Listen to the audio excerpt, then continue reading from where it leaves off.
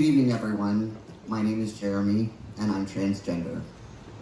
It's an honor to be here tonight, and I want to begin by thanking Alexa and the planning board for all you've done to make this night happen. And to Laurel Lennon, my friend and colleague, who set the wheels in motion for me to be here tonight.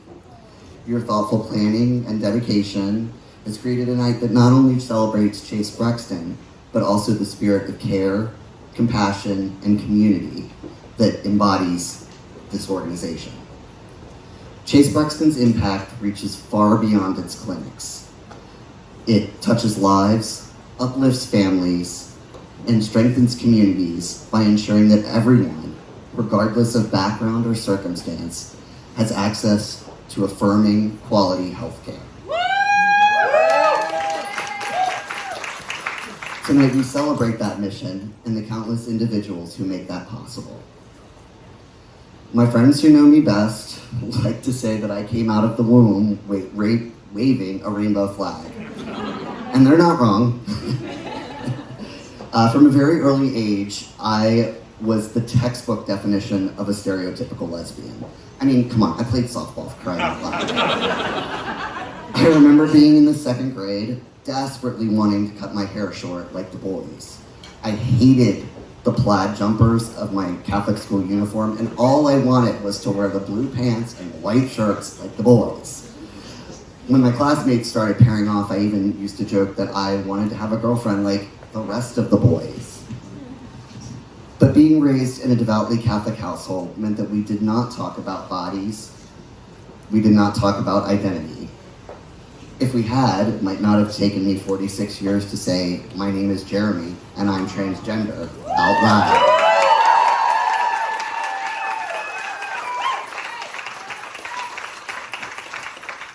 As a kid, I didn't have language for what I was feeling, but I knew something was off. So I did what many of us do. I disconnected. That disconnection followed me through adolescence and brought depression and anxiety along for the ride. But then in high school, I found my people, and I came out as a lesbian, which was a bold move in 1995 Calvert County. I also found my people and found belonging in college among friends. And for a long time, I didn't think about my gender identity. We didn't really talk about being trans back then. Not in any kind of affirming way anyway. So I buried it deep, and I built a full, beautiful life for myself. College, career, marriage, and the adoption of our amazing, sassy daughter.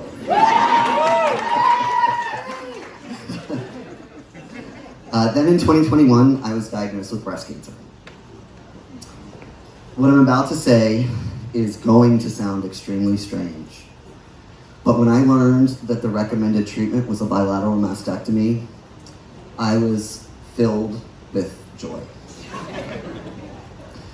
Deep down, I think I knew that that was the only way I was ever going to get the chest that I dreamed about since puberty. Somewhere deep down, whether I was ready to admit it or not, I'd actually prayed for this diagnosis for decades. So I faced surgery, 5 months of chemo, and 2 months of radiation with calm and gratitude. 3 years later, I am cancer-free. And I still view that time as an unexpected gift. But once on the other side of what I call my not exactly top surgery, the man inside me became impossible to ignore. While I loved my chest, medical menopause brought changes to my body that made me feel deeply disconnected again. Then I started working at a place called Key School, and everything changed. At Key, diversity isn't just valued, it's celebrated. It's one of the few places I feel completely safe. I remember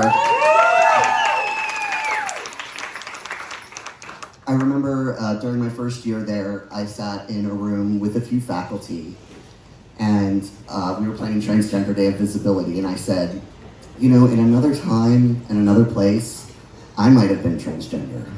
I'm pretty sure Laurel was in the room when I said that. But saying it out loud in that room with those people made it feel not just possible, but right. Less than 3 months later, I sent an email to the entire faculty and staff inviting them into the truth of who I was. I talked with friends and family, posted publicly on social media, and began living openly as Jay. But while social transition came quickly and easily, medical transition was a bit more complicated. With my cancer history, I wasn't even sure it was possible. So I reached out to my oncologist, and after being given the green light, I made an appointment at Chase Brexton's Mount Vernon Center because I knew that they were the gold standard for LGBTQ plus health. When I called, I expected to wait months for an appointment, but they actually had openings within a week. I had to ask them to push it out a little bit so that I could get my social transitioning ducks in a row first. From the moment I walked in, I felt seen, safe, valued. It's the little things, like how they don't ask your first name at check-in, so as not to dead name you, or worse, force you to dead name yourself. It was the time and the care that my provider took to understand my goals and how he thoroughly explained what to expect with testosterone. But the moment that will stay with me forever happened during my injection training. My 7-year-old daughter came with me. Don't judge my parenting. And when I asked the nurse to take a photo, my daughter, ever the sass, just blurts out, "Why do you want a picture of that?"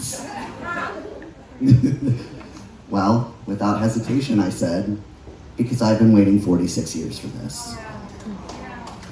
The nurse smiled and said, "I think I'm gonna cry." And she meant it. That's Chase Brexton. That's what true affirming care looks like.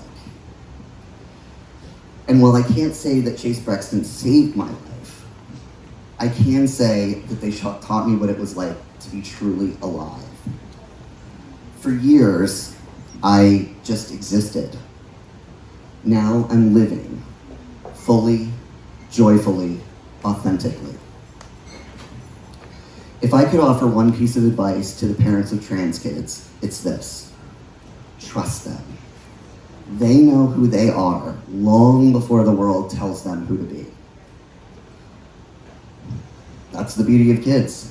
They're the purest version of themselves. And to trans adults, don't pre-comply. I spent far too long avoiding spaces that I thought I would never be welcome in. But when I stopped doing that, my relationships grew stronger, my confidence soared, and I began living a true life.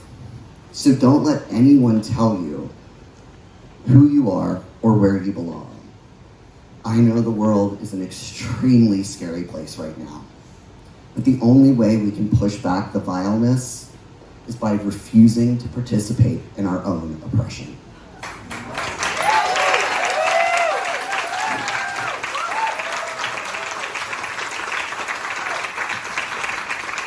Thank you all truly for coming out tonight to celebrate Chase Brexton's life-giving, life-saving work, and please continue to show up for organizations like this. Support them, amplify them, donate to them, because when you do, you're not just funding healthcare. You are fueling dignity, hope, and the ability for people like me to live fully and proudly. Thank you.